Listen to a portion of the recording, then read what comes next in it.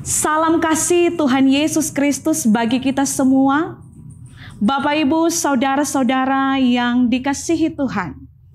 Calvin berpendapat bahwa pengetahuan akan Allah tidak melekat pada manusia ataupun didapat dengan mengamati apa yang ada di dunia ini. Satu-satunya cara untuk mendapatkannya adalah dengan mempelajari kitab suci.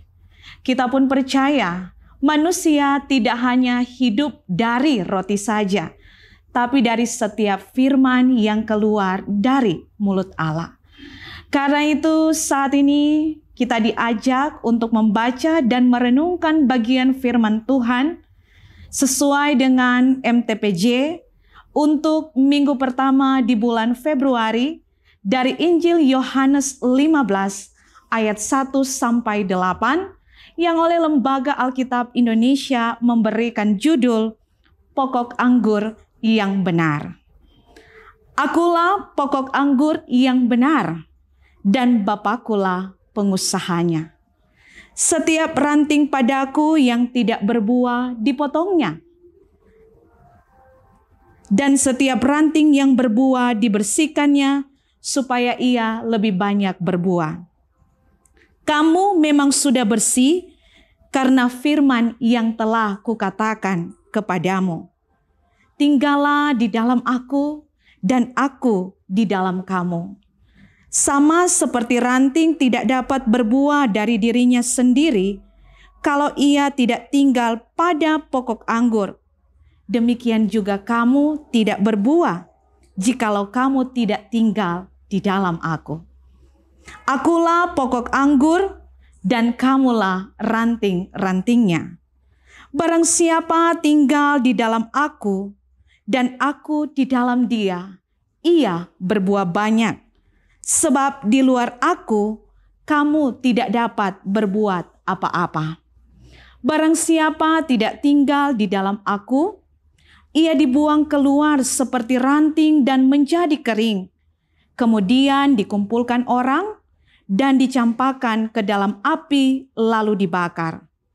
Jikalau kamu tinggal di dalam aku dan firmanku tinggal di dalam kamu, mintalah apa saja yang kamu kehendaki dan kamu akan menerimanya. Dalam hal inilah Bapakku dipermuliakan, yaitu jika kamu berbuah banyak, dan dengan demikian kamu adalah murid-muridku. Semua yang boleh menyaksikan tayangan ini, jika kita menanam pohon, tentu kita menginginkan agar pohon itu berbuah.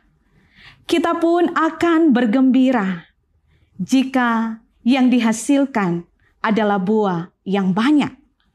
Tidak hanya sekedar berbuah, tetapi buah yang baik, yang bisa dimakan, yang berkualitas, bukan yang tidak.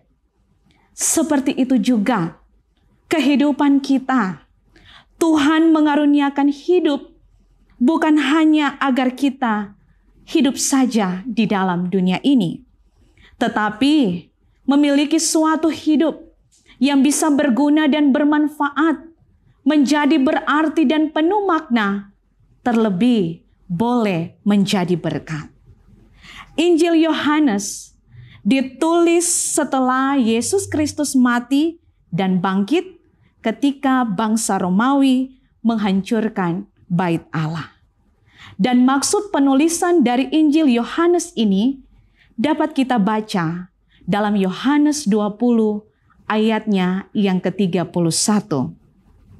Tetapi semua yang tercantum di sini telah dicatat, supaya kamu percaya bahwa Yesuslah Mesias Anak Allah, dan supaya kamu oleh imanmu memperoleh hidup dalam namanya. Dalam kitab Perjanjian Lama, bangsa Israel sering digambarkan sebagai pohon anggur untuk menyampaikan pengetahuan dan hikmat Allah. Namun mereka gagal Sehingga Yesus Kristus adalah penggenapan dari nubuat para nabi.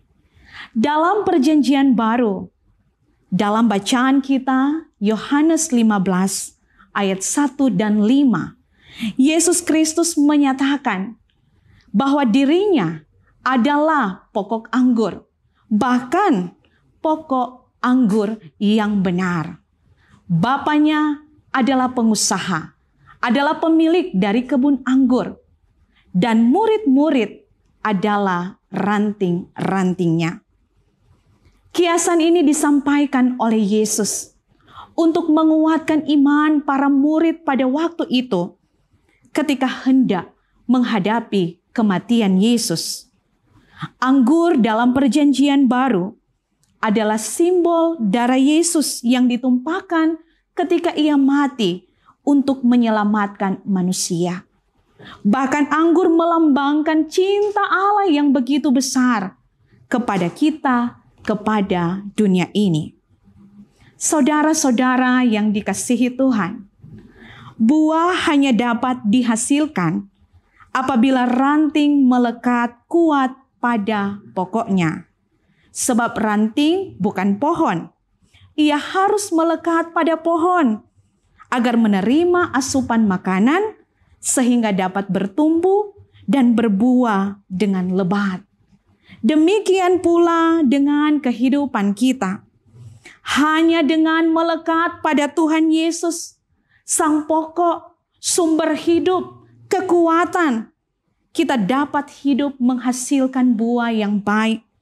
Hidup kita menjadi berarti, bahkan menjadi berkat. Perkebunan anggur membutuhkan pemeliharaan yang baik. Petani harus rajin memotong ranting-ranting yang layu, yang tidak sehat, agar pohon anggur bisa subur serta berbuah banyak. Sebab itu di ayatnya yang kedua, dikatakan ada ranting yang dipotong. Hal ini menunjuk kepada seorang murid Yesus yang mengkhianati Yesus, yaitu Yudas Iskariot. Tetapi juga menunjuk kepada orang Israel yang menolak Yesus.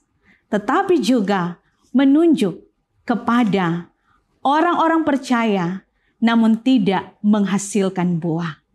Selanjutnya, ranting yang berbuah dibersihkan supaya lebih banyak berbuah.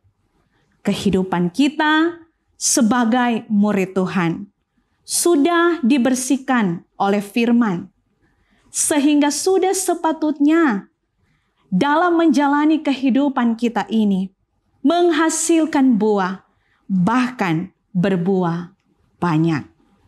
Setelah dibersihkan, dikatakan, tinggallah di dalam Dia dan Dia ada di dalam kita. Sebagai ranting, kita tidak dapat berbuah dengan sendirinya.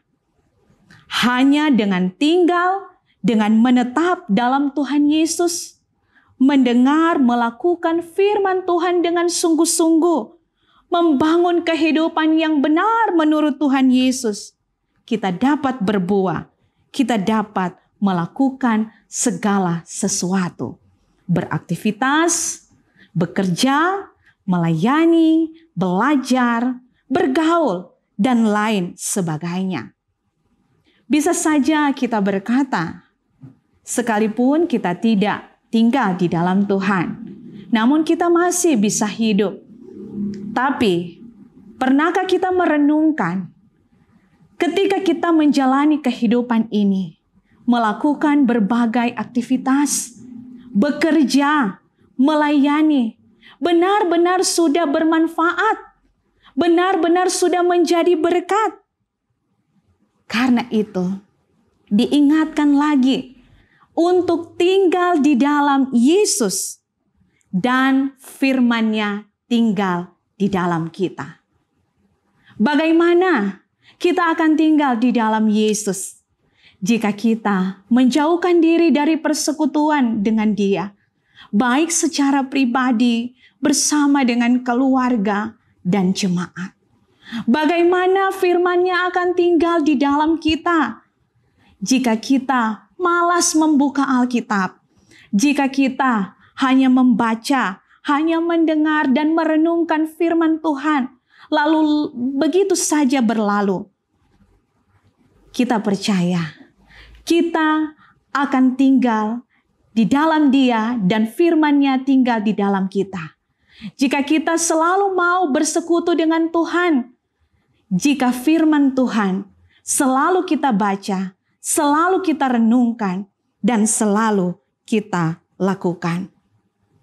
Bukan hanya akan berbuah, tapi di ayatnya yang ke-7 dalam Yohanes 15 dikatakan pula, "Jikalau kamu tinggal di dalam aku dan firman-Ku tinggal di dalam kamu, mintalah apa saja yang kamu kehendaki, dan kamu akan menerimanya."